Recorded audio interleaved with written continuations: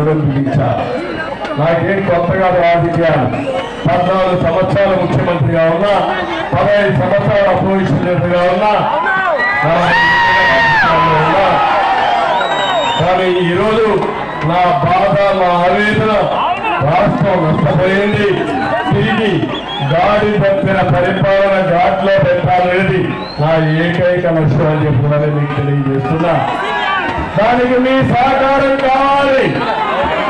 అదే ముఖ్యమంత్రి పదవి కోసం కాదు, మళ్ళా ముఖ్యమంత్రి అయితే 14 సంవత్సరాల తర్వాత మళ్ళా ముఖ్యమంత్రి అది కాదు. ఈ రాష్ట్రాన్ని కాపాడుకోవాలి. ఈ పిల్లల భవిష్యత్తు బంగారు భవిష్యత్తు కావాలి. ఈ రైతు కష్టాలు తీరాలి. నష్టపోయా వారికి న్యాయం చేయడం కోసమే వచ్చాను. నేను ఒకటే అడుగుతున్నా, ఈరోజు నేను నిర్దిష్టంగా విమర్శించడమే కాదు, ఏం చేయబోతాను కూడా మీకు చాలా స్పష్టంగా చెప్తున్నా. రాష్ట్రంలో రైతులందరూ ఇబ్బందుల్లో ఉన్నారా లేదా